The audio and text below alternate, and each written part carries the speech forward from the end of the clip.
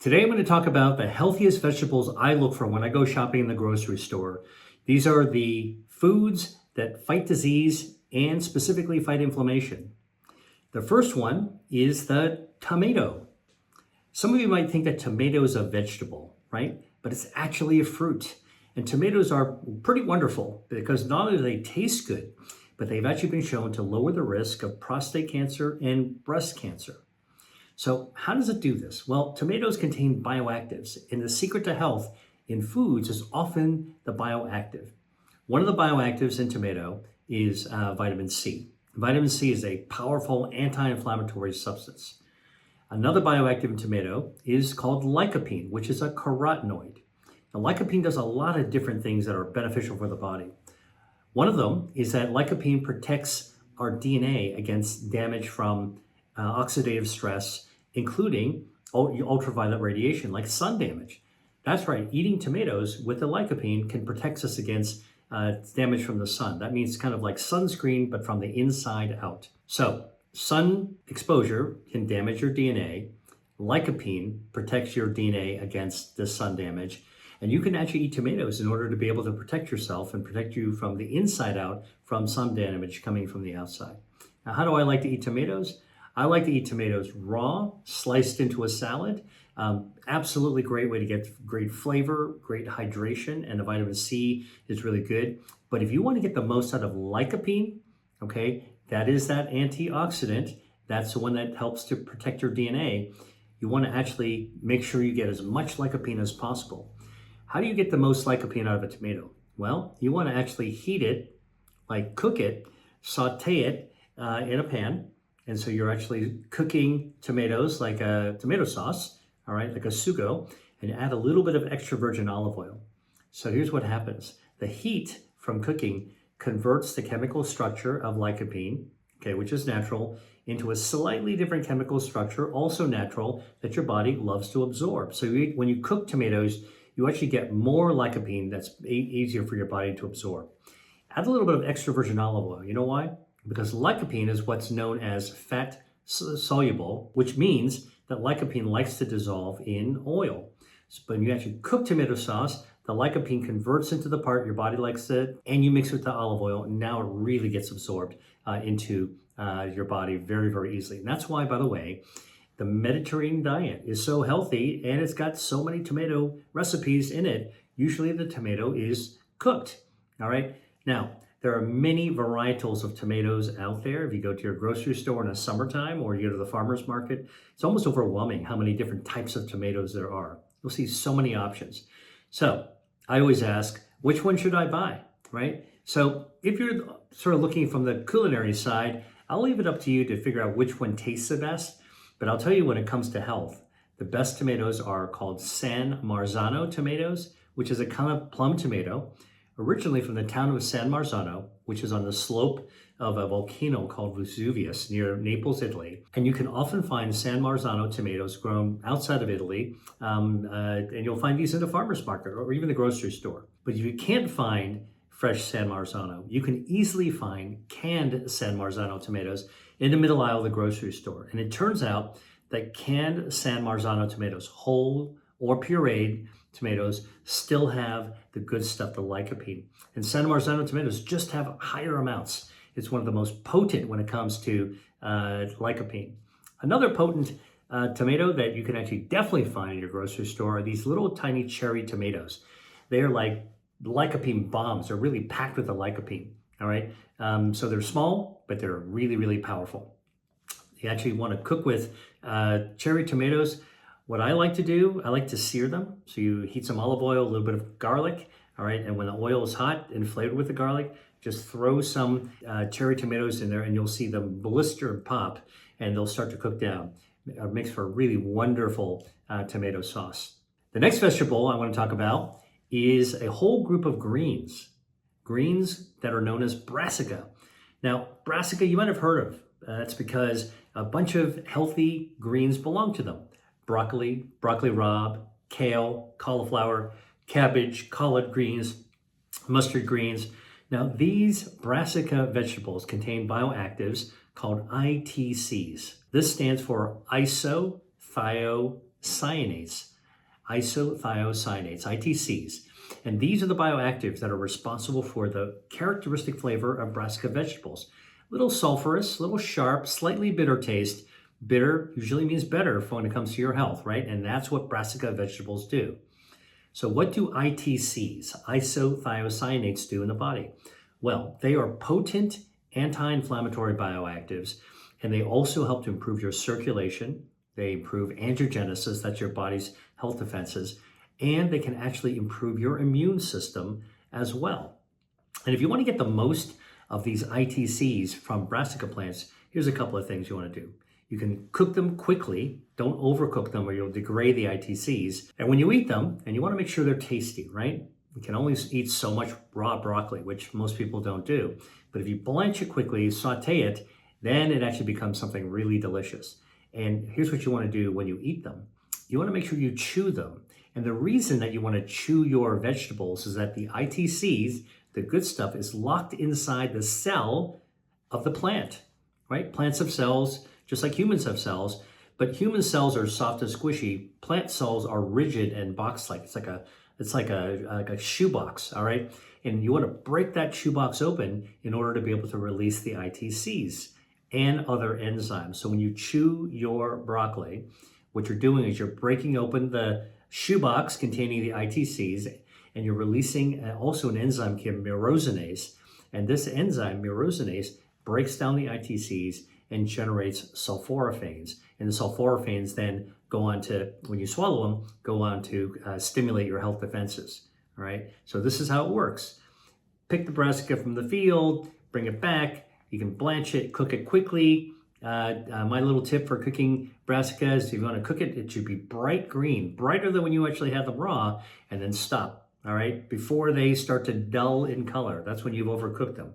That's why the old kind of school way of boiling your vegetables, you pretty much destroyed when it comes to broccoli, for example. You've just destroyed all the ITCs. All right. So how do I actually like to cook them? You can steam them. You get steam of broccoli. Like in 10 minutes, you're done. Okay. You can blanch them. Blanching, as I mentioned to you, boil some water, wash your vegetables. All right. Like broccoli rabe. Quickly throw them into the boiling water. All right. And in 60 seconds, fish them out, drain them. You can even rinse them under some cool water if you want to stop the extra cooking. It should be bright green. All right. Then cut them up if you want. And then you can heat up a pan and saute them, a wok to stir fry them, or you can put them into a food processor and puree them. All right. And obviously, food processors like super chewing, you're going to get a lot of those ITCs out. All right. You can make a delicious soup or smoothie that way. Now, I actually like broccoli soup as an example. In my book, Eat to Beat Disease, I had a whole recipe for broccoli soup flavored with oregano, dried spice. Absolutely delicious. So you should check it out. The third disease-fighting food I want to talk about is the green bean. Yep, this is the legume that was once served from the can and baked into casseroles with fake fried onions, all right? But in many healthy cultures, like in Asia and the Mediterranean, as well as in Latin America, this bean, the green bean, is a staple food that also improves health and is really great for nutrition. Now, why nutrition? Well, it turns out that beans are packed with protein as well as dietary fiber. And we all need protein, especially as we get older. But this is actually a great source of protein, especially if you're a vegetarian, right? And green beans are known by their Latin name, in case you didn't know this, called Phaseolus vulgaris. And green beans also contain polyphenols. And the reason I'm mentioning the Latin name, if you want to look this stuff up yourself, you can go to PubMed, okay, PubMed. That is a database of all the research that's been done. Look up Phaseolus vulgaris and look up polyphenols, and you'll be able to see all the different research that's been done on green beans and the polyphenols that they include. So what are some of the ones that have been discovered in green beans? Camphorol, quercetin, myricetin, procyanidins. There's a lot, all right? Little lowly green bean is packed with power when it comes to polyphenols. Now, almost all these polyphenols are anti-inflammatory. So eating green beans is a great way to lower inflammation in your body. And these bioactives also activate your body's health defense systems. They kind of raise your shields. Now, green beans also have antioxidant properties that have been shown to protect your stem cells that are naturally present in your body. So we're all born with about 70 million stem cells that all get packed away like in a suitcase and stored in our bone marrow and our body fat and our skin and different organs. And when we actually need to repair our organs from the inside out, you won't even know this is happening. These stem cells come out to effect repair. So green beans actually help to protect our stem cells so that our regenerative power is longer, better, faster, all right? So green beans actually protects these stem cells so they allow our stem cells to stick around longer and work faster and better. And that's one of the benefits of green beans. So by protecting stem cells from oxidative stress, these are free radicals that can damage your stem cells. Green beans are regenerative foods. Now, in my book, Eat to Beat Disease, I also write about more than 30 other foods that actually can support tissue regeneration. So if you're interested in regenerative foods, go get my book, Eat to Beat Disease. You'll see them in one of the chapters, specifically on foods that stimulate regeneration. Now, back to green beans. You can find green beans in a can, but these are usually limp and flavorless. So I recommend that you don't use canned green beans, all right? Get them fresh. When you get them fresh, they're like in separate beans. Sometimes they're on a stem. You want to look for the ones that are green, have a long pod, and a little bit of stiffness. If they're too bendy, now they're kind of past their prime. A little bit of stiffness, all right? And you can eat them raw. I remember going to a farmer's market, to a growers collective, and literally you can pick out the beans off the stalks and bite them, and you can eat them right then and there. Really delicious, actually. But if you want to cook them, one of the things you want to do is trim off the ends or the beans. Just use a knife and cut off about a 1/4 inch. Don't cut off too much. And then you can cook with those. Now, some beans are known as haricots verts. Haricots verts. These are the French green beans. They're a little bit thinner. They taste great. They're a little earthier, less sweet than the classic American green bean, but they're all great. I'm just telling you this because there's different types you can get, and I don't want you to miss out on haricots verts because you don't recognize them as green beans. They do look a lot like green beans. So here's how I cook green beans. Look, I cook them by blanching them, boiling water, throw them in after I cut them off and wash them, all right? Blanch them, 30 seconds, that's it. And take them out to stop the cooking.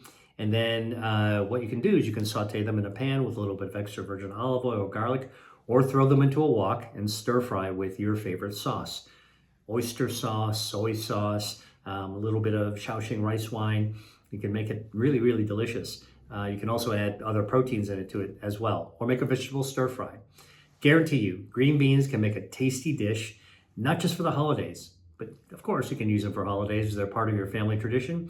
But green beans are good for everyday meals. And by the way, once you cook some green beans, you can cool them off, store them in the fridge. You can add them to salads all week long. So you can get green beans all year round at the grocery store, but the best time, their season is actually from late spring into late summer, and you'll find them in farmers markets. So that's the best time to go through them, right? Sort through them, look for the ones that aren't mocked up and aren't too soft, and just put them into a bag, take them home, and have a great, tasty meal.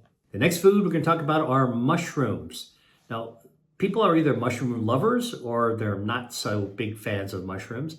I happen to love them. I love mushrooms in soups, stews, with pasta, sauteed, on scrambled eggs, so many different ways that you make mushrooms. And in addition to their great taste, mushrooms have great health benefits, all right? And this is because of the bioactives that are in mushrooms. One of them is called beta-D-glucan, and this is the form of soluble fiber that has multiple benefits. Beta-D-glucan has been shown by researchers to improve your circulation.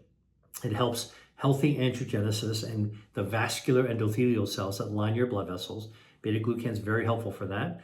And beta-glucan, when you have a wound, can speed up angiogenesis. This is the sprouting of new blood vessels that can help you heal wounds.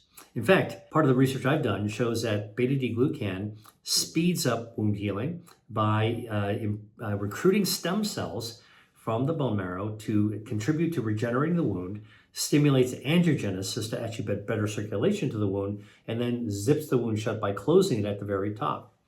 All right, so beta-glucan from mushrooms supports healing and circulation. Beta-D-glucan has another property that's the complete opposite of wound healing, and that is Beta-D-glucan can starve cancers by cutting off the blood supply to cancers. This is called anti-angiogenesis, all right? And we've actually done research on this to show this can happen as well with mushroom-derived beta-D-glucan. Beta-glucan is also a powerful anti-inflammatory. So if you want to fight cancer, you want to lower inflammation of the body. If you want to fight diseases of aging, you want to lower inflammation. And beta-D-glucan, because it's a cellular fiber, feeds your gut microbiome.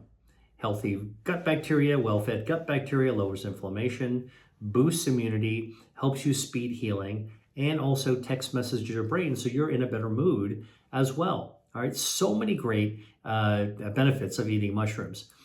By the way, mushrooms are also a great source of vitamin D. Vitamin D, for David, actually is also key for healthy bacteria, but it's also key for building healthy bones as well. And vitamin D levels in the blood are also linked to lower risk of cancer as well. By the way, here's a pro tip. If you want to get more vitamin D out of your mushrooms, what you want to do is just slice the mushroom lengthwise, put it on a cutting board, lay them out, and put them in front of a window with sunlight coming into it. And sunlight hitting the mushroom will do in the mushroom what sunlight does when you expose your skin to sunlight. It causes the mushroom to produce more vitamin D. You know how we say if you want to go out, get some sunshine, it'll help your skin produce vitamin D? Same deal in a mushroom. Pretty amazing. It takes a few hours, but give your mushroom a suntan before you actually cook it. They'll get a little more vitamin D out of it. Hey there, I have another resource to share with you. It's my free guide to foods for your gut-brain axis.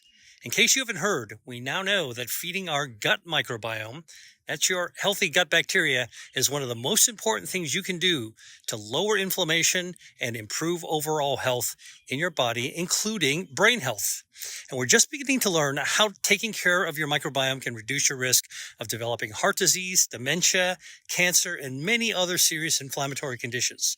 So you don't want to miss out on my guide because I give you 5 food recommendations that you want to eat right now that will help optimize your microbiome and protect your gut-brain axis. Check out this resource. It's available for free right now in the caption below. Now, back to the video. All right. Now, the other kind of pro tip I'll give you is if you're going to use mushrooms, I strongly recommend that you stick with culinary mushrooms. Culinary meaning related to cooking, right? White button mushrooms, shiitake mushrooms, maitake mushrooms, oyster mushrooms, enoki mushrooms, beach mushrooms, portobello, porcini, morels, a whole bunch that you would actually see chefs working with or home cooks, all right? These taste great and they actually have beta-D-glucan, all right? For good eating, I don't recommend that you use medicinal mushrooms. Now, medicinal mushrooms have become very popular recently.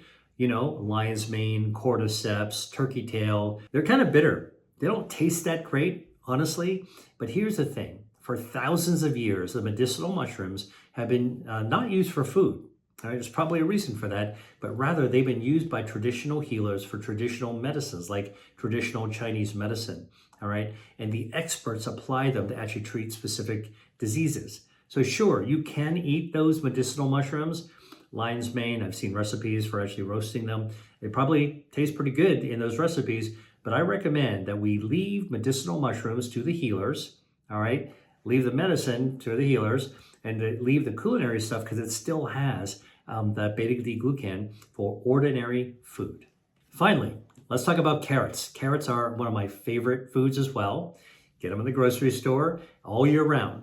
And I used to think, by the way, carrots were not that great. I used to think of them as rabbit food, right? If a pet rabbit, you feed them some carrots. But guess what? Carrots are really, really delicious. And they also have a lot of dietary fiber and carotenoids. Not surprisingly, the name carotenoids, carrot, they're similar. These carotenoids get into your body and they help feed your gut microbiome along with the dietary fiber. Dietary fiber and carotenoids lower inflammation, all right? And they boost immunity to help protect you against infection. And the carotenoids also have powerful antioxidant properties that can protect your DNA from damage coming from the environment. So what kind of damage am I talking about? You know, toxins that you might breathe in or be exposed to, radiation like radon coming from the earth. You can't stop that. Off-gassing, what have you been talking about? New furniture, new carpet, new car, all that lovely smell that we associate with new stuff, hey, those are solvents that are off-gassing. They damage our DNA. And of course, environmental pollution. Unfortunately, we're surrounded by it. So carrots, by protecting our DNA from the inside out, actually helps us counter the effects of what we might be exposed to in the environment. Now, how good is carrots and how do we know that it works in people? Well, a study from the Quadram Institute for Biosciences of the United Kingdom looked at 64 subjects, adults, and fed them the equivalent of 2.5 cups of carrots. That's about 5 medium-sized carrots per day, all right? And by the way, the carrots were actually frozen carrots that you could buy in a grocery store. So just know it's really easy to get these carrots. And they were cooked for 10 minutes in boiling water. Then they were minced up in a food processor before being fed to the subjects. And what the researchers did is they analyzed the blood from the subjects before the study, before they ate carrots, and then 3 weeks after they were eating carrots, and then 6 weeks after that. So here's what they found. As soon as 3 weeks after starting carrot eating, the blood of the subjects in this research had more DNA repairing activity than before they started eating carrots, meaning that compared to the beginning of the research study, they had more DNA protecting power just 3 weeks later, all right? Now, this is something else that you might not know about carrots, is that carrots were not originally orange. The original carrots were purple. Well, actually, they were purple on the outside and kind of yellow on the inside. If you snapped them in half, you'd see a purple ring, and then the inside of it would be bright yellow. So how did carrots become orange? Well, in the 17th century, farmers in the Netherlands, Dutch farmers, began breeding carrots so they were mostly orange. And the legend goes that these farmers were paying tribute to William of Orange, the Dutchman who helped to free the Netherlands from Spanish rule. And that started this cascade of enthusiasm to have orange carrots, all right? So, what do we talk about today? Tomatoes, brassica, green beans, mushrooms, carrots. I hope you enjoyed the information and tips, and thanks for watching. Dr. Lee out. Hi there. If you enjoyed watching this video, I know you'll love the next one. Stay here and check it out, and I'll see you there.